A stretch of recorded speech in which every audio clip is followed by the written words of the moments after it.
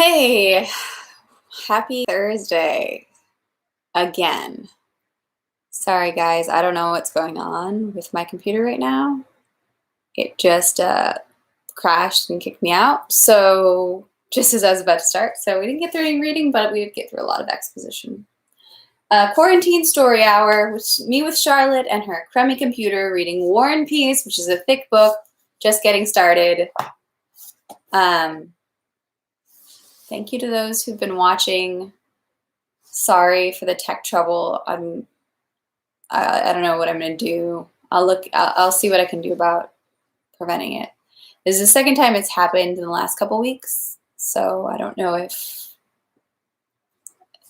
it's something from my computer's end or YouTube. But anyways, if you're back, welcome back. I was just saying that we're through a little bit of the book, not very much, but enough to know that there's a lot of intrigue going on, people who are angling for a dying count's fortune, and his son, Pierre, is there. And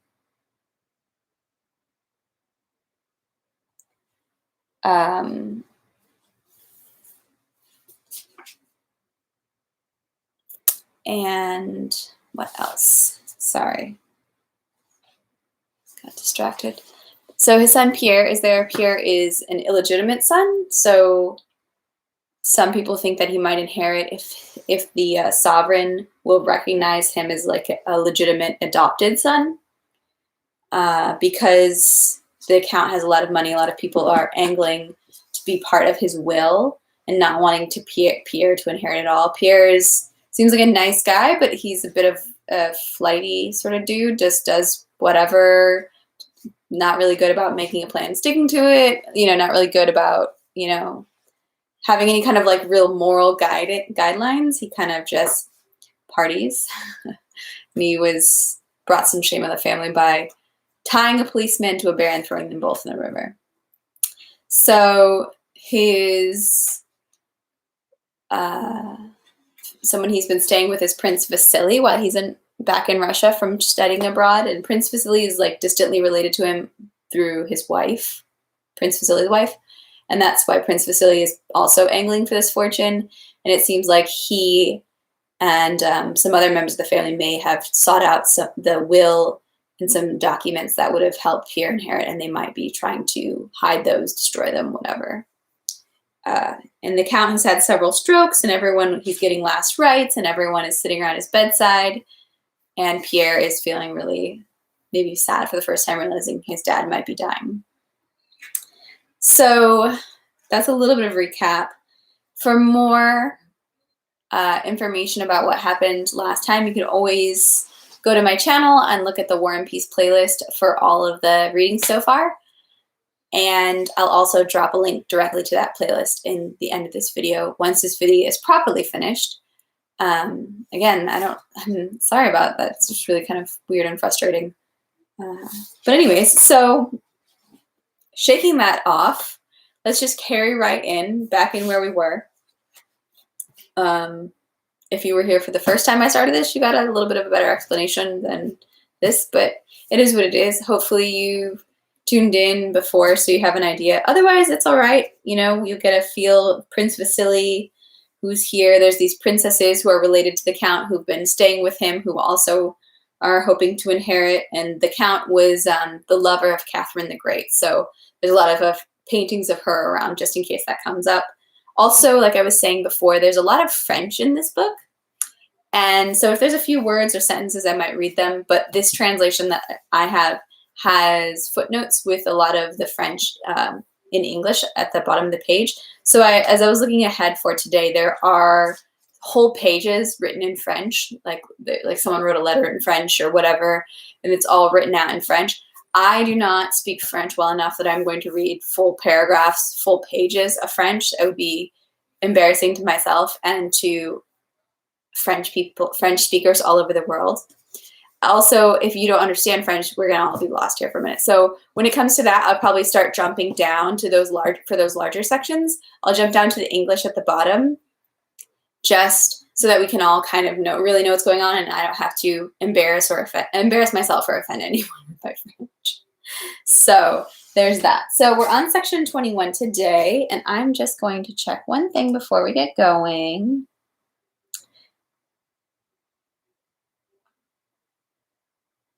All right. Let's see. And I have the live chat going, so feel free to drop a comment or question.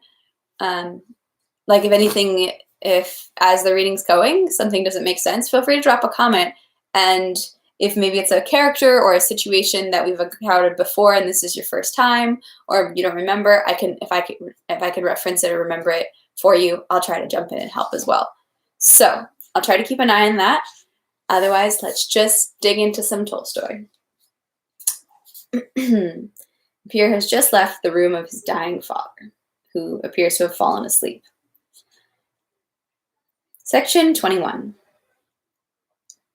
There was no one in the reception room now except Prince Vasily and the elder princess, who were sitting under the portrait of Catherine, having a lively talk. As soon as they saw Pevear with his guide, they fell silent. The princess hid something, as it seemed to Pevear, and whispered, "I can't bear that woman." "Katisha fait donner de danse le petit salon," Prince Vasily said to Anna Mikhailovna. "Allez, mon pauvre Anna Mikhailovna, prenez quelque chose. Autrement, vous ne souffrirez pas." He said nothing to Pevear, only squeezed his upper arm feelingly. Pevear and Anna Mikhailovna moved on to the small drawing room.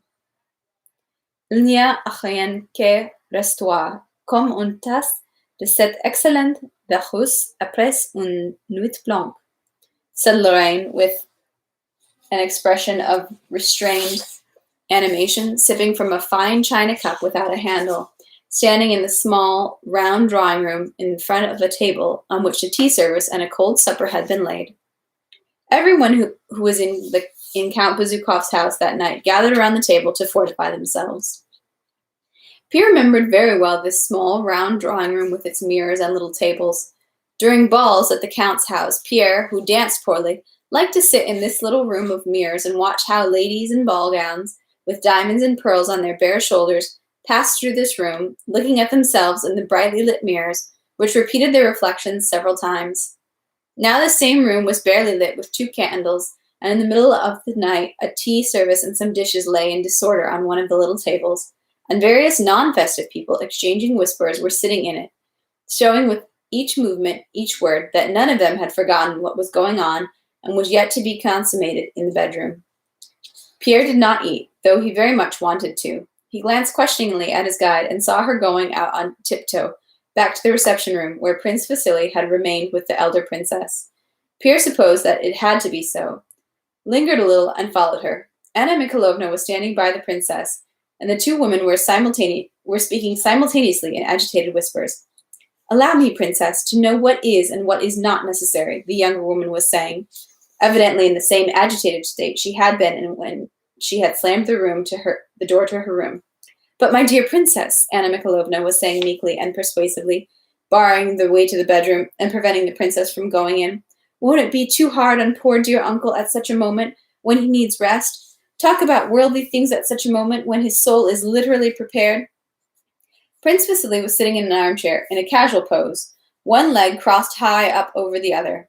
His cheeks were twitching badly, and, when they slackened, seemed fatter below, but he had the look of a man who was little taken up with the conversation of the 2 ladies. "Voyons, mon bon Anna Mikhailovna, laissez-faire Katiche. You know how the Count loves her." "I don't even know what's in this document," said the princess, turning to Prince Vasily and pointing to the inlaid portfolio she was holding in her hands. "I only know that the real will is in his desk, and this is a forgotten document." She tried to go around Anna Mikhailovna, but Anna Mikhailovna sprang over and again barred her way. "I know, dear good princess," said Anna Mikhailovna, seizing the portfolio with her hand, and so firmly that it was clear that she would not soon let go of it. "Dear princess, I beg you, I beseech you, have pity on him. Je vous en conjure."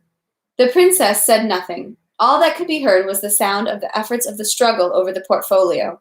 It was clear if she did start to talk, it would not be flattering for Anna Mikhailovna. Anna Mikhailovna held on tight, but in spite of that, her voice retained its sweet, drawling softness. Pierre, come here, my friend. I think he won't be out of place in the family council. Isn't that so, Pierre?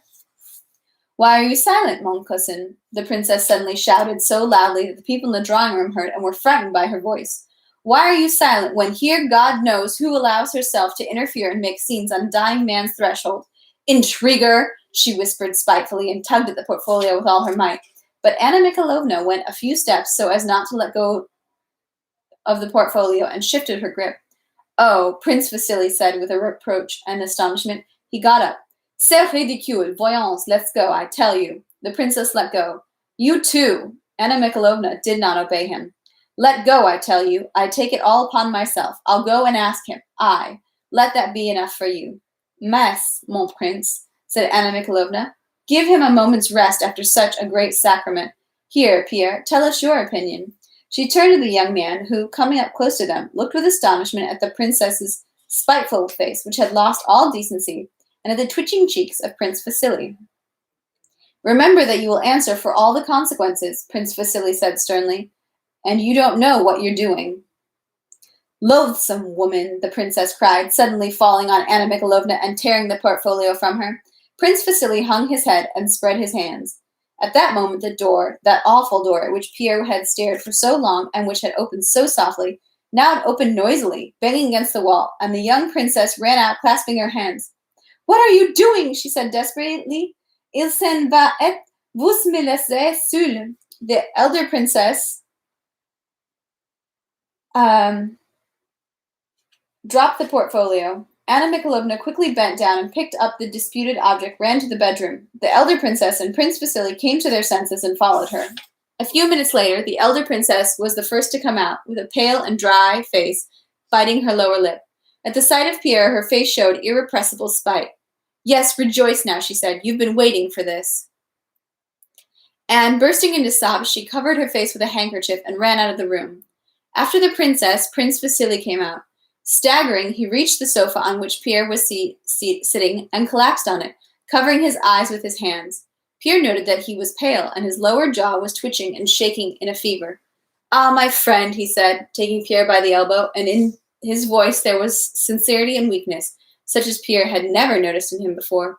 We sin so much, we deceive so much, and all for what? I'm over 50, my friend. Everything ends in death, everything. Death is terrible, he wept. Anna Mikhailovna was the last to come out. She went to Pierre with quiet, slow steps. Pierre, she said. Pierre looked at her questioningly. She kissed the young man on the forehead, wetting it with her tears. She paused. Il n'est plus. Pierre looked at her through his spectacles. Allons, je vous reconduirai. Tâchez de pleurer. Rien ne les solange comme les âmes. She led him to the dark drawing room, and Pierre was glad that nobody could see his face. Anna Mikhailovna left him, and when she came back, he was sound asleep, his head resting on his arm. The next morning, Anna Mikhailovna said to Pierre, Oui, mon cher, c'est une grande perte pour nous tous. Je ne parlais pas de vous, mais de vous s'entendra, vous êtes jeune et vous voilà à la tête d'une immense fortune, je l'espère. Le testament n'est pas encore aveu. Je vous connais assez pour savoir que cela ne vous tournera pas la tête, mais cela vous impose de voir et il fait être homme. Pierre was silent.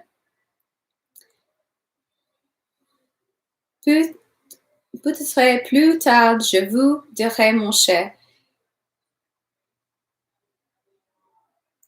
I think I'm going to jump down to the English at this point for all our sakes. So I'll just jump back up to what she said. The next morning, Anna Mikhailovna said to Pierre, in English, Yes, my dear, it is a great loss for us all, to say nothing of you, but God will sustain you. You are young, and you are at the head of an immense fortune, I hope. The will has not yet been opened. I know you well enough to know that this will not turn your head, but it does impose duties on you, and one must be a man. Pierre was silent. Perhaps later on I'll tell you, my dear, that if I hadn't been there, God knows what would have happened. You know my uncle just the day before yesterday promised me not to forget Boris, but he had no time. I hope, my dear friend, that you will fulfill your father's wish. Pierre understood nothing and silently gazed at Anna Mikhailovna, blushing shyly. Having talked with Pierre, Anna Mikhailovna drove off to the Rostovs and went to bed. She woke up in the morning and told the Rostovs and all her acquaintances the detail of Count Bezukhov's death. She said that the Count had died as she would like to die, that his end had been not only touching but also instructive, and the last meeting of the father and son had been so touching that she could not recall it without tears, and that she did not know who had behaved better in those terrible moments. The father who remembered everything and everyone so well in the last minutes and said such touching things to the son, or Pierre, who was a pity to see, he was so crushed, but who nevertheless tried to hide his sorrow so as not to upset his father. It's, in English, it's painful, but it does one good. It elevates the soul to see men like the old Count and his worthy son, she said. She also told disapprovingly about the actions of the princess and Prince Vasily, but as a great secret and in a whisper. Hey, all right, so 22. So then it seems like there's lots of schemers in this book. At Bald Hills, the estate of Prince Nikolai Andreevich Volokhonsky, the arrival of the young Prince Andrei and the princess was expected any day. But that expectation did not disrupt the harmonious order in which life went on in the old prince's house. General-in-Chief Prince Nikolai Andreevich, known in society as Le Roi de Prusse, the King of Prussia, had been banished to his country estate under Paul and had lived uninterruptedly at Bald Hills ever since, with his daughter, Princess Maria, and her companion, Mademoiselle Bourienne. And under the new reign, though he was permitted entry to the capitals, he went on living uninterruptedly in the country. Interesting. He went on living uninterruptedly in the country, saying that anyone who needed him could travel to the 100 miles from Moscow to Bald Hills, but that he himself needed no one and nothing. He used to say that there were only two sources of human vice, idleness and superstition, and that there were only two virtues, activity and intelligence. He occupied himself personally with his daughter's upbringing and developed the two chief virtues in her, gave her lessons in algebra and geometry, and portioned out her whole life among constant studies. He himself was constantly occupied, now with writing his memoirs, now with higher mathematical calculations, now with turning snuff boxes on a lathe, and now with working in the garden and supervising the construction work that never ceased on his estate. As the main condition for activity was order, so the order in his way of life was brought to the utmost degree of precision. His coming to the table was performed under the same invariable conditions, and not only at the same hour, but at the same minute. With the people around him, from his daughter to the servants, the prince was brusque and invariably demanding, and thus, without being cruel, inspired a fear and respect for himself, such as the cruelest of men would not find it easy to obtain. Though he was retired, and now with no importance in state affairs, every governor of the province in which the prince's estate lay considered it his duty to call on him, and like the architect, the gardener, or Princess Maria, to wait at the appointed hour for the prince to come out to the high-ceilinged waiting room. And each person in the waiting room experienced the same feeling of respect and even fear at the moment when the immensely high door to the study opened and revealed the small figure of the old man in a powdered wig with small dry hands and gray beetling brows, which sometimes, when he frowned, hid the brightness of his intelligence and youthfully bright eyes. On the day of the young couple's arrival in the morning, as usual, Princess Maria went into the waiting room at the appointed hour for the morning greeting and fearfully crossed herself and inwardly recited a prayer. Every day she went in, and every day she prayed that this daily meeting would go well. A powdered old servant who was sitting in the waiting room got up with a quiet movement and in a whisper announced, "If you please." And from behind the door came the regular sounds of a lathe. The princess timidly pulled the easily and smoothly opening door and stepped into the doorway.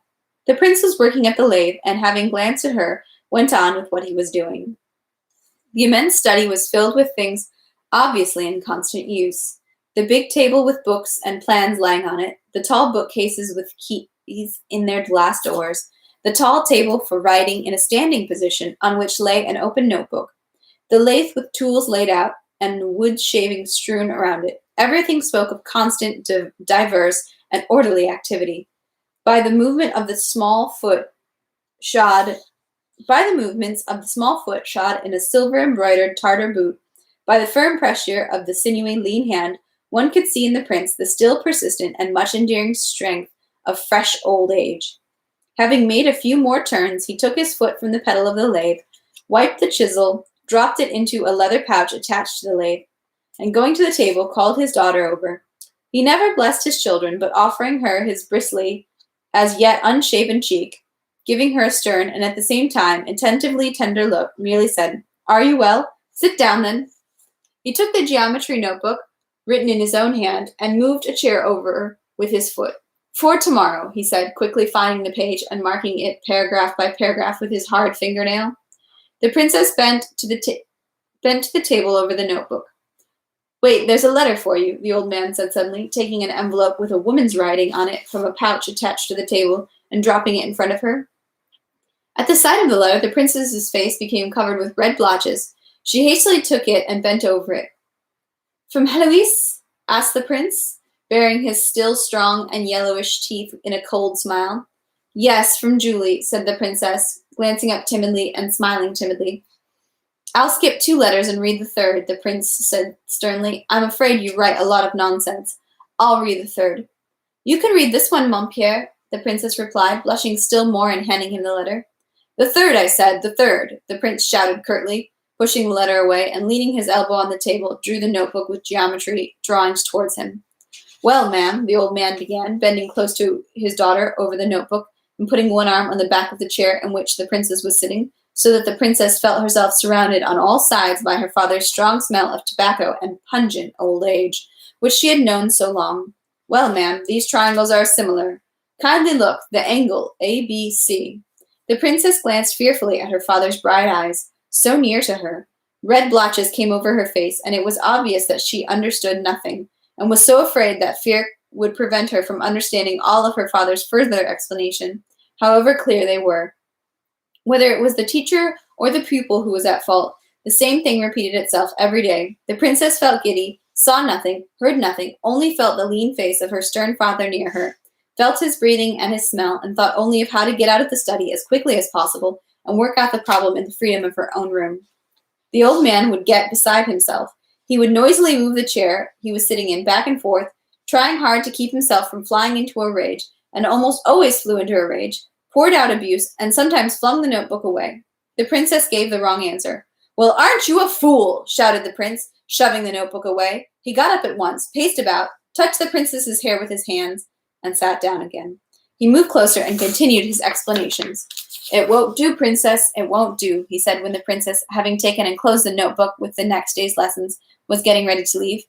"Mathematics is a great thing, my lady, and I don't want you to be like our stupid women here. Much patience, much pleasure." He patted her on the cheek. "It will knock the foolishness out of your head." She was about to leave, but he gestured for her to stop and took a new, uncut book from the tall table. Here's some key to the mystery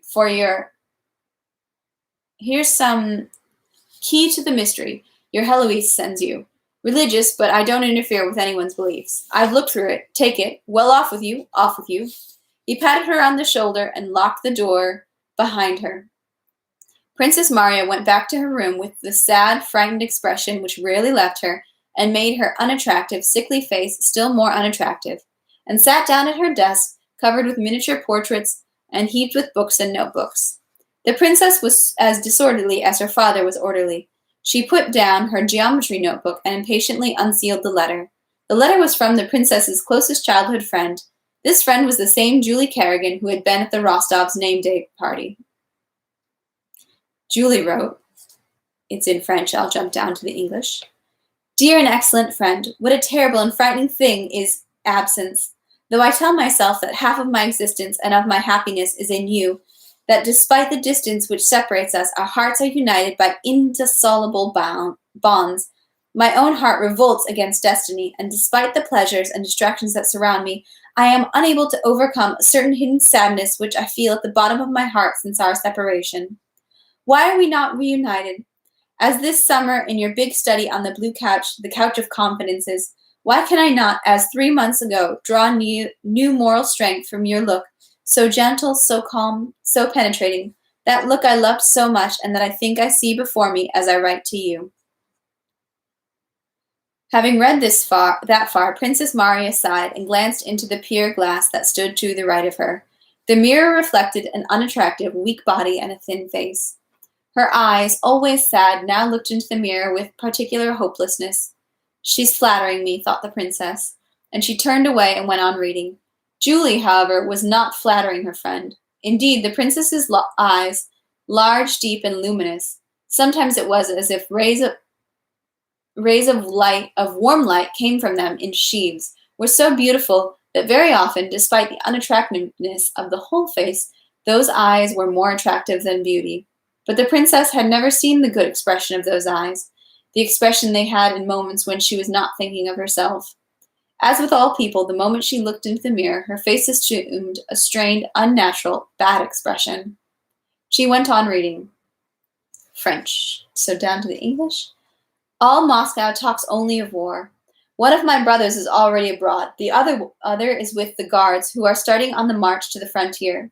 Our dear emperor has left Petersburg, and they claim is intending to expose his own precious existence to the hazards of war. God grant the Corsican monster, who is destroying the peace of Europe, be overthrown by the angel whom the Almighty, in his mercy, has given us for a sovereign. Not to mention my brothers, this war has deprived me of a relation that is one of the dearest to my heart. I am speaking of young Nikolai Rostov, who with his enthusiasm could not bear inaction and has left the university to go and enlist in the army.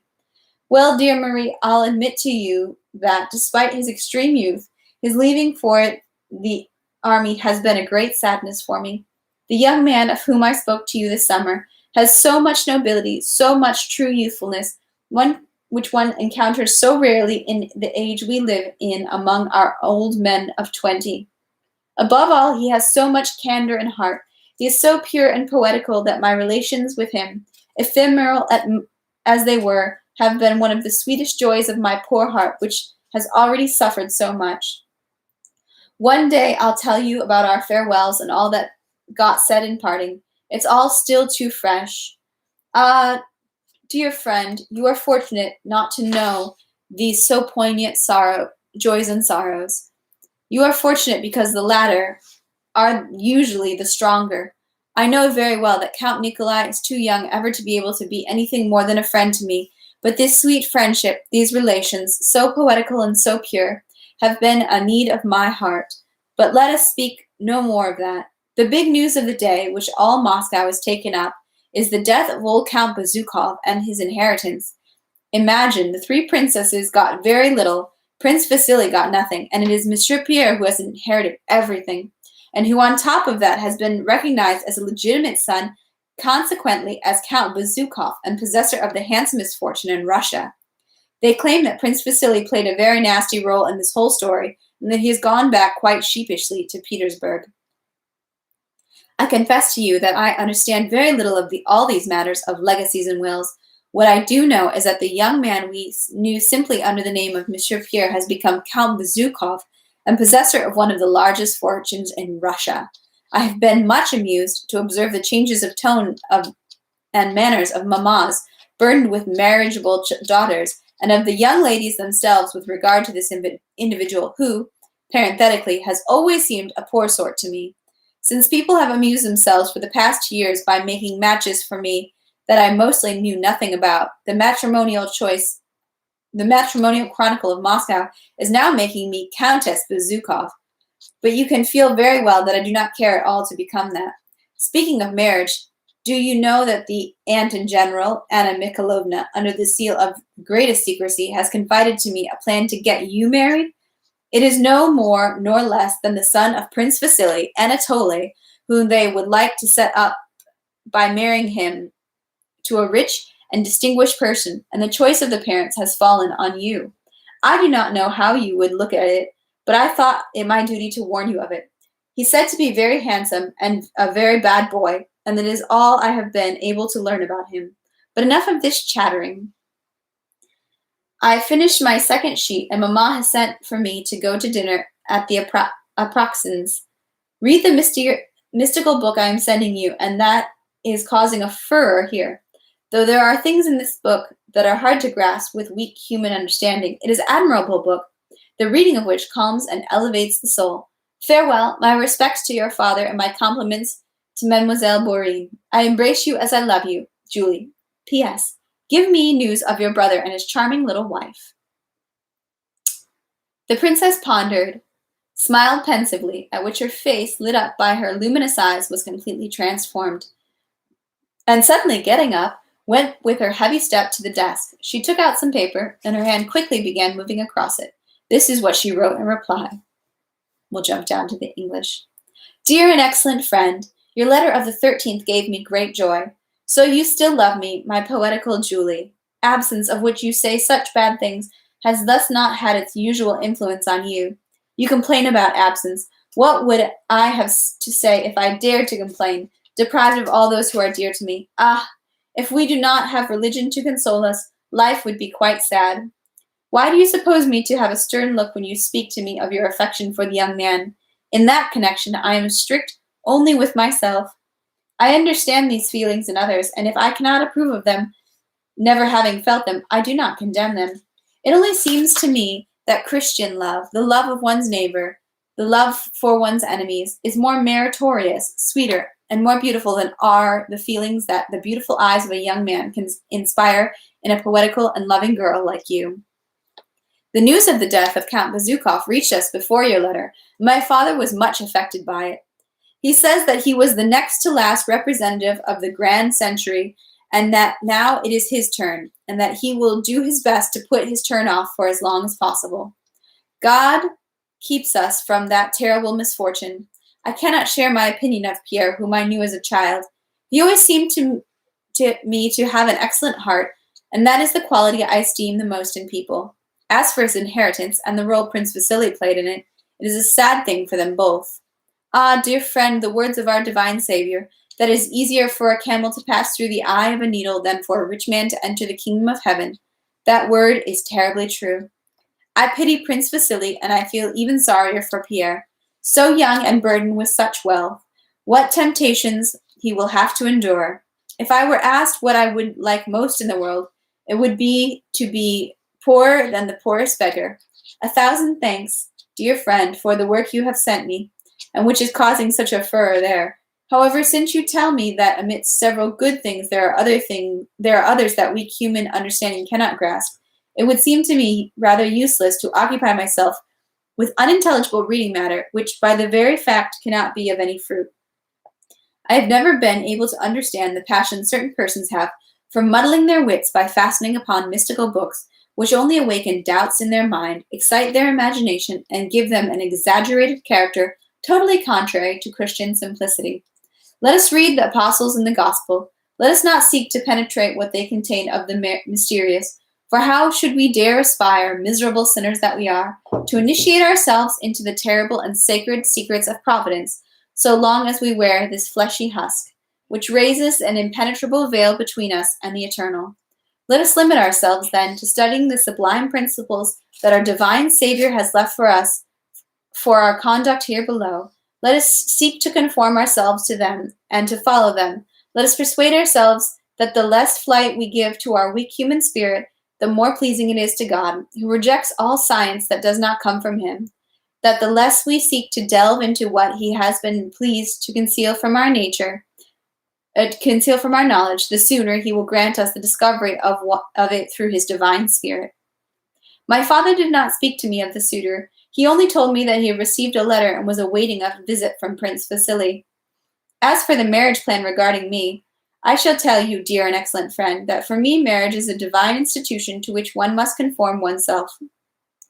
However painful it may be for me, if the Almighty ever imposes upon me the duties of a wife and mother, I shall try to fulfill them as faithfully as I can, without troubling myself with the examination of my feelings regarding him whom he will give me for a husband. I have received a letter from my brother who announces his arrival at Bald Hills with his wife. This will be a short-lived joy, since he is leaving us to take part in this wretched war in which we are being dragged, God knows how or why. Not just with you there in the center of affairs and of the world is there only talk of war, but here in the midst of these rural labors and this calm of nature which city dwellers usually picture to themselves in the country, the noise of war makes itself heard and felt painfully. My father speaks of nothing but marches and countermarches and things of which I have no understanding. The day before yesterday, while going for my usual stroll along the village street, I was witness to a heart-rending scene. It was a convoy of recruits enlisted from our estate and being sent off to the army. You should have seen the state that the mothers, the wives, and the children of these departing men were in, and heard the sobs on both sides. You would think that humanity has forgotten the laws of its divine Savior, who preached love and the forgiveness of transgressions, that it may find its greatest merit in the art of mutual killing. Farewell, dear and good friend. May our divine Savior and his most holy mother keep you in their holy and powerful care. Marie. Ah, you're sending a letter, Princess. I've already sent mine. I wrote to my poor mother. The smiling Mademoiselle Bourienne spoke in a quick and pleasant, juicy little voice, swallowing her R's and bringing with her into the concentrated, sad, and dreary atmosphere of Princess Maria a completely different and frivolously gay and self-contented world. Let's see. Princess, I must warn you, she added, lowering her voice. The prince has had an altercation, she said, deliberately swallowing her R's and listening to herself with pleasure. An altercation with Mikhail Ivanov. He's in a very bad humor, very morose. Be warned, you know. Ah, my dear friend, answered Prince Maria. I begged you never to warn me of the humor of my father happens to be in. I do not allow myself to judge him, and I would prefer that others do not do so. The princess glanced at her watch, and noticing that she was already 5 minutes late for playing the clavichord, went with a frightened face to the sitting room. According to the established order of the day, between noon and 2 o'clock, the prince rested and the princess played the clavichord. Section 23. The gray-haired valet sat dozing and listening to the prince snoring in the immense study. From the far side of the house, from beyond a closed door, came the sounds of a Dussek sonata, the difficult passages repeated 20 times. Just then, a carriage and a britska drove up to the porch, and from the carriage stepped Prince Andrei, who helped his little wife out and allowed her to go ahead. Gray-haired Tikhon, in a wig, stuck himself out the door of the waiting room, said in a whisper that the prince was sleeping, and hastily closed the door. Tikhon knew that neither the son's arrival nor any sort of extraordinary event was to interrupt the order of the day. Prince Andrei evidently knew it as well as Tikhon. He looked at his watch as if to check whether his father's habits had changed during the time he had not seen him, and verifying that they had not, turned to his wife. He'll get up in 20 minutes. Let's go to Princess Maria, he said. The little princess had filled out during this time, but her eyes and her short lip, with its little mustache and smile, rose as gaily and sweetly as ever when she began to speak.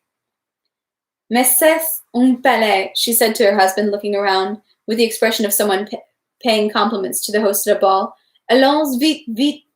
Looking around them, she smiled at Tikhon and at her husband and at the servant who had accompanied them. C'est Marie qui s'exerce. Allons doucement. Il fait le surprendre. Prince Andrei walked behind her with a polite and sad expression. You've aged, Tikhon, he said to the old man, who kissed his hand as he passed. Before the room from which the sounds of the clavichord came, a pretty blonde French woman popped out of the side door. Mademoiselle Bourienne seemed wildly ecstatic. Ah, quel bonheur pour la princesse, she said. Enfin, il fait que je la prévienne. Non, de grâce, vous êtes Mademoiselle Bourienne. Je vous connais déjà par l'amitié que vous porte la belle soeur, said the princess, kissing her. Elle Ne nous attend pas. They went up to the door of the sitting room, and through which came the sounds of the same passage repeated again and again.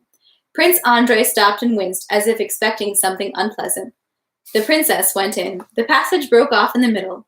A cry was heard, then the heavy footsteps of Princess Marya and the sounds of kissing.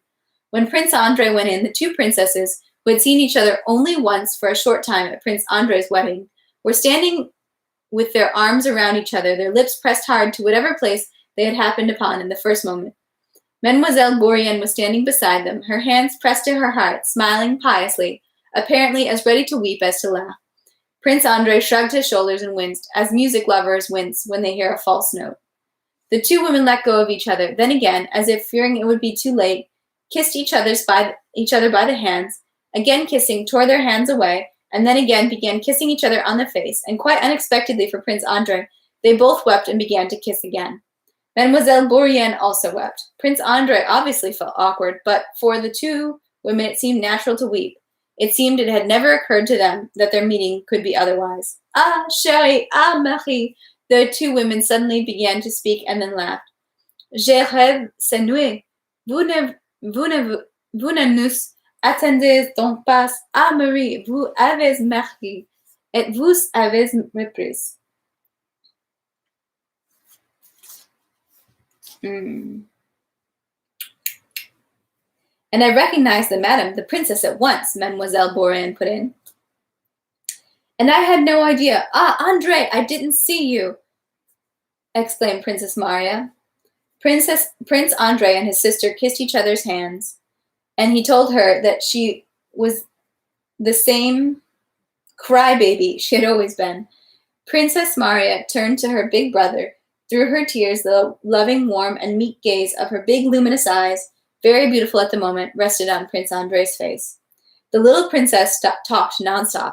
Her short upper lip with its little mustache would momentarily flit down, touching where it had to the rosy lower lip, and opened up again in a smile of gleaming teeth and eyes. She told about an incident that happened to her at Spasko Hill, which was dangerous for her in her condition, and just after that said she had left all her dresses in Petersburg and would go about here in God knows what, and that Andrei was quite changed, and that Kitty Ordyantsev had married an old man, and that there was a suitor for Princess Marya pour tout de bon, but we'll talk about that later. Princess Marya went on silently looking at her brother, and there was love and sadness in her beautiful eyes. It was clear that she had established her own train of thought, independent of her sister-in-law's talk. In the middle of her story about the last feats in Petersburg, she addressed her brother. And you're decidedly going to the war, Andrei? She said, sighing. Lise also sighed. Tomorrow, even, her brother answered. He's abandoning me here, and God knows why, when he could have had a promotion. Princess Marya did not finish listening, and continuing with the thread of her thoughts, turned to her sister-in-law, her gentle eyes indicating her stomach. Is it certain? She asked. The princess's face changed. She sighed. Yes, certain, she said. Ah, it's very frightening. Lisa's little lip lowered. She brought her face close to her sister-in-law's face and again wept unexpectedly. She needs rest, said Prince Andrei, wincing. Isn't it so, Lisa? Take her to your rooms and I'll go to father. How is he? The same? The same, yes, the same. I don't know whether in your eyes, the princess replied joyfully. The same hours and the same strolls in the avenues, the lathe? Asked Princess Andrei with a barely perceptible smile, which showed that, despite all his love and respect for his father, he was aware of his weaknesses. The same hours and the same lathe, also mathematics and my geometry lessons, Princess Marya replied joyfully, as though her lessons in geometry were one of the most joyful expressions of her life. When they had waited out the 20 minutes until it was time for the old prince to get up, Tikhon came to summon the young prince to his father. In honor of his son's arrival, the old man had made an exception in his way of life. He gave orders to allow him into his part of the house while he was still dressing for dinner. The prince held to the fashion of wearing a kaftan and powdering his hair. At the moment when Prince Andrei, not with that peevish expression and manner he assumed in drawing rooms, but with the same animated face he had when he talked with Pierre, came to his father's. The old man was sitting in his dressing room, and on a wide morocco-upholstered armchair, in a powdering mantle, entrusting his head to Tikhon's hands. "Ah, the warrior! So you want to defeat Bonaparte," said the old man, shaking his powdered head as much as the braided queue, which was in Tikhon's hand, would let him. "At least give him a good drubbing, or pretty soon he'll be writing us down too as his subjects. Greetings," he said, and he offered his cheek. The old man was in high spirits following his before-dinner nap. He used to say that an after-dinner nap was silver, but a before-dinner nap was gold. He joyfully cast sidelong glances at his son from under his thick, beetling brows. Prince Andrei went up and kissed his father on the place indicated to him. He did not respond to his father's favorite subject, poking fun at the present-day military, especially at Bonaparte. "Yes, I've come to see you, Papa, and with a pregnant wife," said Prince Andrei, his animated and respectful eyes following the movement of every feature in his father's face. "How is your health?" "Only fools and profligates can be unwell, my boy. And you know me, I'm busy from morning till evening. I'm temperate, so I'm well." "Thank God," his son said, smiling. "God has nothing to do with it. Well, tell me," he went on, getting back on his hobby horse, "how have the Germans taught you to fight Bonaparte by this new science of yours known as strategy?" Prince Andrei smiled. "Let me collect my wits, Papa," he said, with a smile that showed that his father's weaknesses did not prevent him from loving and respecting him. "I haven't even settled in." "Nonsense, nonsense," cried the old man, shaking his queue to see whether it was tightly braided, and seized his son's arm. "The house is ready for your wife. Princess Maria will take her around and show her and babble 3 cartloads. That's their womanish business. I'm glad of her. Sit down, tell me. Mikhelson's army, I understand, and Tolstoy's. Simultaneous landing. What's the Southern Army going to do? Prussia, neutrality. That I know. What about Austria?" He was getting up from his chair and pacing the room, with Tikhon running after him and handing him pieces of clothing. "What about Sweden? How will they cross Pomerania?" Seeing his father's insistent demand, Prince Andrei, reluctantly at first, but then with more and more animation, and inadvertently switching from Russian to French, out of habit, in the middle of his discourse, began to explain the plans of operation for the proposed campaign. He told how a 90,000-man army was to threaten Prussia so as to draw her out of neutrality and involve her in the war, how part of that army was to unite with the Swedish army in Stralsund, how 220,000 Austrians, united with 100,000 Russians, were to go into action in Italy and on the Rhine, and how 50,000 Russians and 50,000 English would land at Naples, and how in a 500,000-strong army would attack the French from different sides. The old prince showed not the slightest interest during the telling, as though he was not listening, and continuing to dress as he paced, interrupted him 3 times unexpectedly. Once he stopped him and shouted, "The white one! The white one!" This meant that Tikhon had not handed him the waistcoat he wanted. Another time he asked, "And how soon will she give birth?" And shaking his head reproachfully, said, "Not good. Go on, go on." The third time, as Prince Andrei was finishing his description, the old man sang in an old man's off-key voice, "Malbrug sen vatien guerre, de set viendra." Marlborough is going to war. God knows when he'll come back. His son merely smiled. "I'm not saying that this is a plan I approve of," the son said. "I've only told you what's in it. Napoleon has already put together a plan no worse than this one." "Well, you haven't told me anything new," the old man muttered pensively to himself in a quick patter. "Dieu sait quand reviendra." Go to the dining room." And that is the end for today. Whew, it's rather a lot. Sorry, it's a bit longer than I kind of anticipated. And what with all the having to jump down for the French in the middle. So it seems that Pierre got the inheritance after all, and Prince Vasily has been called out about it. And Anna Mikhailovna is still scheming away somehow to get her hands in it. And so now we're in the country with Prince Andrei's family. So it'll be interesting to see what goes next. And Julie Kerrigan, she was the one who was sitting with the Rostov boy at the party, and he's the one who him and his cousin Sonia are quite close, and Sonia was jealous of Julie. So very interesting to see everyone's different points of view on this.